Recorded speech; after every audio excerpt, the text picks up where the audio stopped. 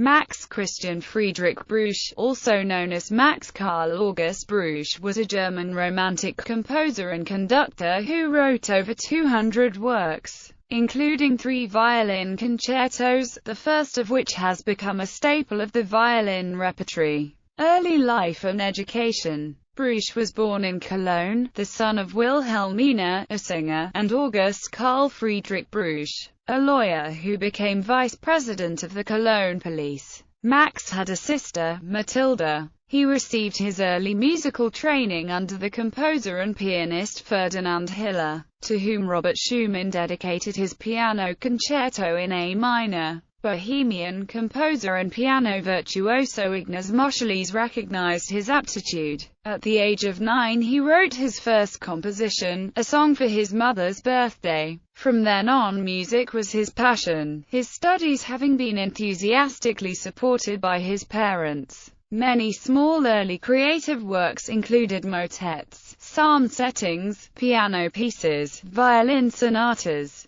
a string quartet and even orchestral works like the prelude to a planned opera Joan of Arc. Few of these early works have survived, however. The first music theory lesson he had was in 1849 in Bonn, and it was given to him by Professor Heinrich Karl Bridenstine, a friend of his father. At this time he stayed at an estate in Bergisch Gladbach, where he wrote much of his music. The farm belonged to the lawyer and notary Nason, who lived in it with his unmarried sister. Later the estate was bought by the Zanders family, who owned a large paper mill. The young Bruch was taught by his father in French and English conversation. In later years, Maria Zanders became a friend and patron. Career. Bruch had a long career as a teacher, conductor and composer, moving among musical posts in Germany, Mannheim, Koblenz, Sondershausen, Berlin, and Bonn, where he spent 1873 to 78 working privately. At the height of his career he spent 3 seasons as conductor of the Liverpool Philharmonic Society. He taught composition at the Berlin Hochschule für Musik from 1890 until his retirement in 1910.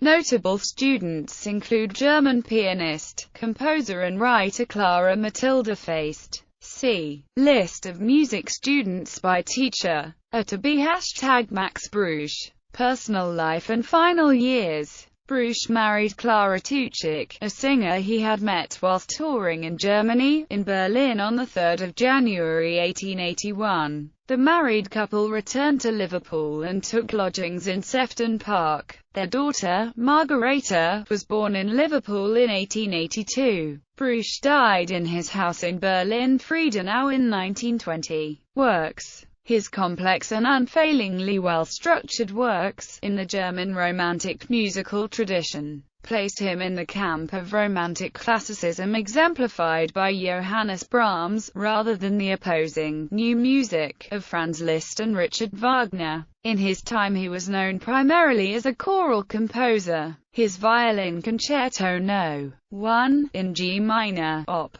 26 is one of the most popular Romantic violin concertos. It uses several techniques from Felix Mendelssohn's Violin Concerto in E minor. These include the linking of movements, as well as omitting the classical opening, orchestral exposition and other conservative formal structural devices of earlier concertos. The 2 other works of Bruch which are still widely played were also written for solo string instrument with orchestra. The Scottish Fantasy for Violin and Orchestra, which includes an arrangement of the tune, Hey Tati Tati, best known for its use in the song, Scots Whahi, by Robert Burns, and the Kol Nidre, Op. 47, for cello and orchestra, which starts and ends with the solo cello setting of the Kol Nidre incantation which begins the Jewish Yom Kippur service. This work may well have inspired Ernest Bloch's Shelomot of 1916, an even more passionate and extended one-movement composition. also with a Jewish subject and also for solo cello and orchestra. The success of Kol Nidre led to the assumption by many that Bruch himself was of Jewish ancestry. Indeed, as long as the National Socialist Party was in power, his music was banned because he was considered a possible Jew for having written music with an openly Jewish theme. As a result, his music was largely forgotten in German-speaking countries. There is no evidence, however, that Bruch was of Jewish origin. As far as can be ascertained, none of his ancestors were Jews. Bruch himself was given the middle name Christian and was raised Protestant. In the realm of chamber music, Bruch is not well known, although his 8 pieces for clarinet, viola and piano are occasionally revived, there being very little other music written for this rare combination of instruments. These pieces do not stand alone, however, in Bruch's output. Nevertheless, he wrote many pieces in the chamber music tradition, of which his septet is noteworthy. His first major pieces, composed at the start of his career, are 2-string quartets that are similar in tone and intensity to Schumann's string quartets. The composition of his second piano quintet is intriguing, as he began while conductor of the Liverpool Philharmonic Society. Although written for amateurs, it is a fair composition and was completed only after Bruch was gently persuaded, after leaving Liverpool, to finish the last movement. Towards the end of his life, in 1918, he once more considered smaller ensembles with the composition of 2-string quintets, of which one served as the basis for a string octet, written in 1920 for 4 violins, 2 violas, cello and a double bass. This octet is somewhat at odds with the innovative style of the decade. While such composers as Schoenberg and Stravinsky were part of the forward-looking modern trend, Bruch and others tried to compose still within the Romantic tradition, effectively glorifying a form of late Romanticism. Other works include 2 concerti for violin and orchestra, No. 2 in D minor and No.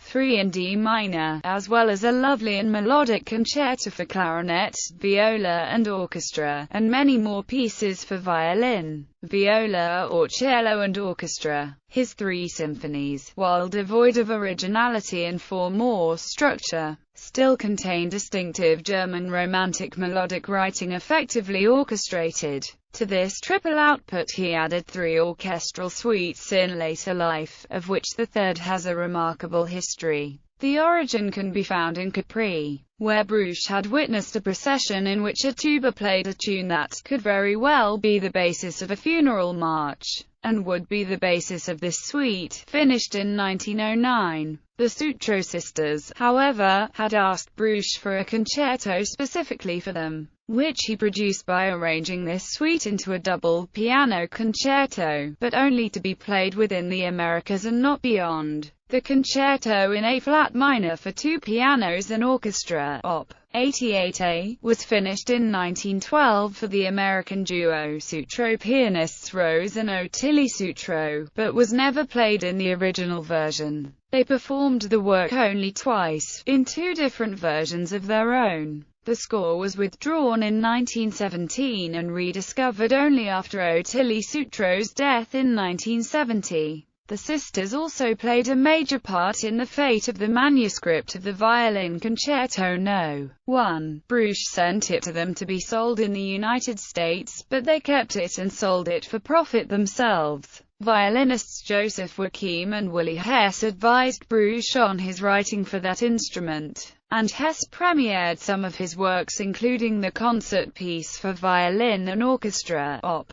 84, which was composed for him.